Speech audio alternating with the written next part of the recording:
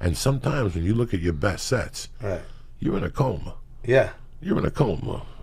Your best sets are when you're in a fucking coma. Yeah. When you don't give a fuck. That's why I like those open mics. Because I have to not give a fuck for a few weeks to give a fuck. Yeah. The open mics are a weird situation though, because like I've only been to a few. I went to the time that you hosted at the store, and I've been these few times. Okay, let's get something straight. Okay. There's open mics and there's open mics. Right. Okay. Open mic 101 is Willie's room. It's the room I used to do in New York. It's a bar with a TV, and just by the grace of God, they have a 2-foot stair that we'll, as animals, use as a stage. Okay, we will take 5 feet of that and use it as a stage, because in the beginning, you're not going to walk into the improv. Yeah. I don't care who owns it. I don't care whose dick you're going to suck. Right. You're not going to walk in there, and you personally will find out years later you don't want to walk in there anyway. So you find these bars where they have no commitment to comedy. They have no commitment to comedy. They walk in, and there's a fucking fat fuck from New York on the stage. And they go, oh my God, we didn't know you were having comedy tonight. We just wanted to have martinis. Yeah. Okay, so they sit down to talk about martinis and how miserable their life is. Okay, like really, that's what women go out for at night. I'm having problems with Danny. I think he's eating oxycontins again. Let's go out for a martini, and they go out and get drunk, and nothing got fucking handled. But the beauty of it is, if you could convince those ladies, and not by going, hey, lady, I'm up here talking. Yeah. If you could convince those two bitches to turn around and look at you and pay attention, that's how you judge in those days. Yeah. Okay, so they were unpremeditated comedy people. And you had it, and here's the magic. The magic where you got your skills was in getting those ladies or the group, whoever came in, to look at you and not do it in a way where you piss them off. That you pissed them off. Because now it's all downhill. But if you were able to kind of judo their conversation towards you, it's brilliant. And it's like, and it's just like you say, it could be a simple, hey, girls' night out, and then and one of them might say something. One of them might reveal something. She might say, yeah, well, Lisa's here. We all took Lisa out, and then you're all starting going, Lisa. Yeah, Boom. And you just keep going Boom. from there. So that's an open mic 101. That's where there's no commitment to comedy, okay? Yeah. When I call you up, Lee, on a Tuesday and go, Lee, Sarah Silverman is at the Stinky Onion on Friday night. I just bought 3 tickets for us, me, you, and Paula. Okay? All week, we're thinking about Sarah Silverman. So we're premeditated comedy. We walk in there. That's the comedy where they're already waiting for Willie. They're already waiting for Joey. I go in there, and if I say my dick's got a rim about it, okay, so you can't really, there's 2 types of comedy. Okay? But to get really good at this comedy, you got to go through this comedy here. And it's brutally because there's 16 different types. There's that one. But really, Comedy 101 is, I'm wrong. I'm fucking wrong. Comedy 101 is when you go on stage in front of 15 comics that paid $1 for a drink at the comedy to do comedy. That's Comedy 101. Right. That's fucking brutality. That's where you go home every night and you look at the fucking razor blade. And you look at the tub and the salt. That is brutal. That is fucking comedy. Commando 101. There's only one thing that busts you out of there, like a fucking savior. Those guys, that's below hell. If you judge it that way, okay, where they go and every once in a while they get 8 people. But beside that, it's all comedians every night from 6 to 10, or from 10 to 1, or from 11 to 2. And then here's where it's tough for some young comedians.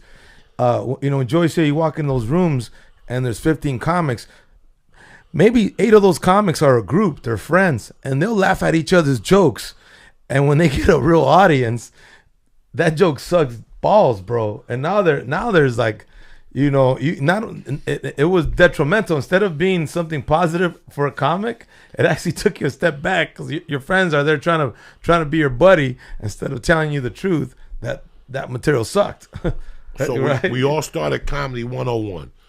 And then by the grace of God, you meet somebody at Comedy 101 who says, hey, I run a room on Tuesday night at 10. And you got to come in there. First of all, you got to come in there some nights. And some nights, whatever town you live in, they got that fucking game on. In L.A., it's the Lakers. You know what I'm saying? You got to follow the Lakers. If you think you have to start on time because you have another set, that doesn't work. You're not going to do comedy while the Lakers on fucking TV. So these are all the lessons you learn. And then somebody like Lee will go, Lee, come on down to my room. But the other lesson you don't learn is the show starts at 10, but you're going to go up at fucking 1 in front of 6 people. Yeah, and they're drunk. This is something that you fucking die for 6 months doing this and going, when am I going to get a 9:30 spot at a fucking bar like that? Right. And then eventually you're at that bar, it's like you're trying to bust out of this league. And then you get in with a booker, but guess what he books? Bars. Yeah. 6 in a row, What's that guy the guy from Seattle? Tribble. Yeah. And you got, they were all over the fucking country where they book, they book a hotel lounge. Yeah. Here you're thinking you're playing at the Garden in front of 2,000 people. Yeah. I'm going on the road and shit. What road? And all of a sudden you get a note, don't curse because they're Mormons. Right. This is fucking outrageously. This is outrageous. But this is how you learn nuts and bolts. Yeah, you gotta get your ass kicked. This is how you learn adjustment. Yeah. This is how you learn how to go into one room and there's 80 people, and the next night there's 6. Yeah. And the next night there's 7, and the owner's like, man, you got a good crowd. Yeah. Last week there was 2 motherfuckers in here. And you're like, what? This is fucking the evolution of it. And then you meet somebody and they go, hey, what are you doing next week? I need an opener in some fucking bumfuck town. Right. And now they pay you $150 in a hotel room, and you get 5 drink tickets. Oh my God, when you get those drink tickets, you think you're the fucking king. You're at the bar looking for a bitch with that $1.50 burning a hole in your pocket and shit. I'm one of the comedians and shit. So that's fucked up though, because you always talk about how slimy comedians are, but my original question was gonna be, how do you know when to stop doing open mics? But it's obviously people hire you. Yeah. So, but you have to be, but now you have to be friendly with people who might be douchebags just because you want gigs. Well, there's 2 different ways. You have people like Willie that come up to you and go, no, I think you're funny. Come to my room on Tuesday night. Right. And then Willie would give you $40 and you got a fucking burrito. You got a good fucking burrito too, dog. And I always got that motherfucker too. I bring the hunger to that club. Yeah. You wait all day for that fucking burrito. Tell him, Willie. I remember Jerry Bednob. Jerry Bednob used to come, for those of you, if anybody's not familiar with Jerry Bednob, was in that 40-year-old virgin. Yeah, good guy. 40-year-old virgin. Guy, plays the Indian. Plays the Indian. And then Jay would always, I don't know, for whatever reason, he would always get the burrito, but he would always take it to go. To go. Yeah. They would even tell you. When you got off stage, Lee, there was a burrito to go. That's more than the $40, okay? Because that's a meal. That's it. You got half of that night and half of that for breakfast like a soldier. You can use your $40 for other things like cigarettes and alcohol and fucking narcotics. It's I think that people who miss that evolution really don't get the full circle of this career. Yeah. Well, you know what? I think something that's hurting young comics today is because it wasn't around when we were started, which is called a bringer shows. Like you can go on stage, but if you bring people, you heard of this, right? Bringer shows. Yeah. Well, we didn't have bringer shows. I had them in New York when I went back to New York in '94. Oh, okay, bro. For every person you brought, you got a minute. Yeah. You have no idea. Well, that took a while for that to get here. I was in Colorado, and nothing was like that. The bookers would say, if you want free tickets, let me know. I would be embarrassed to ask people to come watch me in those days. Right. So I wasn't going to tell nobody. But when I went to New York in '93, it was an education. Because the comic strip and all those places, they let you go out. Oh, yeah, you want to go out? And go. Come on down and see me. Lee, you get so excited. You go down, the guy's like, I heard this guy say, bump into this guy. My name is whatever. I'm the manager, but talk to this guy. And all of a sudden you talk to this young college kid. And he goes, what night do you want to do? He's like, I want to do Tuesday night, the 18th. You want to do the 5:30 show, the 6:30 show, the 7:30 show? Like, I want to do the 7:30 show. Okay. And all of a sudden he gives you an envelope, Lee, and there's 40 fucking tickets. And he's like, you got to sell these at $10 a piece and keep 5 for yourself or 8 for yourself. So you owe us $80 that night or you don't go up. Shit like that, like. Yeah. And I would just pay the 80. You know what I'm saying? I would just pay the 80 and give away the tickets to fucking as a sales thing or something like that. I swear to God. I would be too fucking embarrassed. I would just pay the $80 and go on stage. That's how crazy I fucking was. That's not a bad deal, though. No, it was hardly. I mean, but I was never going to sell the tickets. And then they had the other shows. The only guy that put me up in those days without people was the guy at the New York Comedy Club. I went back to New York for 9 months. A guy named Al? Yeah. That he used to wear the toupee? Yeah. Wow. But the other one, the one on 78th Street.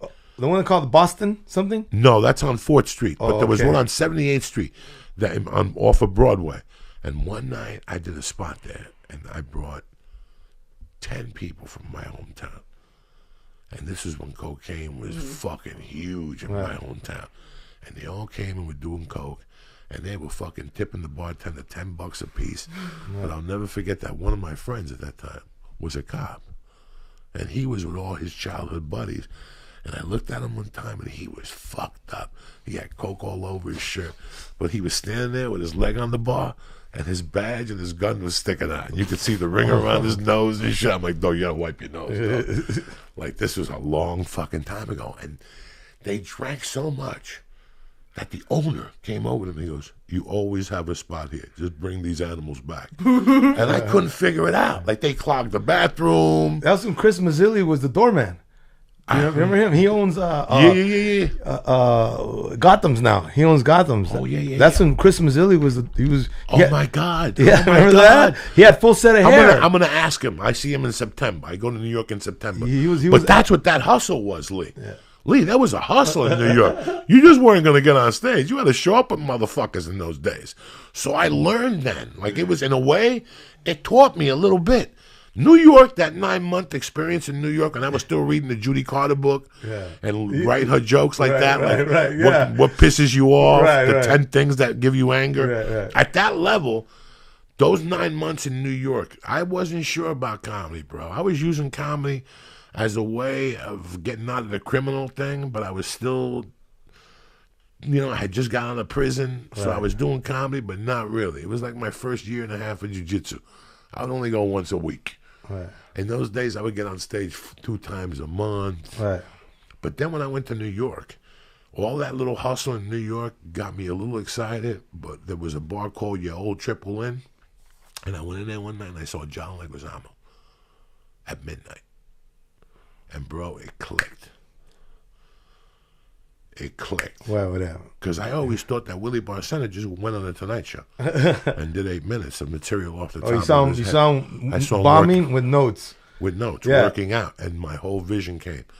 Yeah. 2 weeks later, I was on my way to Colorado. I said, I don't need this suffering. I get spots in Colorado without showing up with 10 motherfuckers all the time. There's not as much cocaine in my face. Every time I go to New York to do a spot, I'd stop at a spot and get a package. In Colorado, I can't do that. I really focused when I went to Colorado, but it was because of that experience in New York that opened my fucking eyes to how I had to act. It's funny how we all, because I had the same experience when I saw Damon Wayans back in the day. Where'd you start? Right here in What LA. club? What club? When was the first time? Comedy Act Theater on Crenshaw and 43rd. Jesus Christ. Yeah, with Chris Tucker, man. I used to pick up Chris Tucker. He had an apartment near the 101 of Vine, and Chris used to call me up because he didn't even have a car, man. And it was him. D.L. Hughley was the host. He was a young comic. Joe Torre. Guy Torre wasn't even on the main show yet. It was the first show and second show. Now, who show. did the Comedy Act Theater belong to? Sweet Dick Willie? No, Michael Williams. Michael and Sharon Williams. Now, who was the black actor that was in Do the Right Thing? Oh. That died. Bebe's Kids. Yeah. What theater did he own? Yeah, that's one. The theater. That's a theater, but he didn't own it. He was just that was his house, basically, as a comic. But I started with Pierre. All these cats. I'm trying to remember cats from those days, so I what's his name? Mark had hanging with Mr. Cooper. Was that remember that show? Yeah, Mark. He's around. Yeah. He's on a TV show now. He's around. I was getting him spots at the High. Bumped into him at Rouse. Yeah. And he goes, they won't give me spots at the store. I go, see D'Agostino at the Ha. So D'Agostino said he was going down there a couple nights a week and just working out. He was still really funny. He was funny, bro. Yeah, he's real funny. Listen, yeah. 20 years in comedy is 20 years in comedy. Right. Something happens to you. Right. Something happens to you. I Yeah, remember being like you said, you're either gonna quit and fold or get angry. Because there's guys that we've been around, have been around as long as we have, that you see them on stage and they haven't progressed. I've seen guys that I go, he has the same fucking material from 20 years ago. I mean, from beginning to end. I mean, I'm not hurt anybody's feelings, or I'm gonna see this guy probably tomorrow. But a couple of these guys, man, and I'll tease them. I'll see these comics, and I'm not no, I don't have the heart to say something. But I don't have the heart to say No. nothing. I can't say nothing no more. But have you seen it? Friday night, I had a spot somewhere. Yeah. I'm not there 2 minutes. Right. I hear, yo.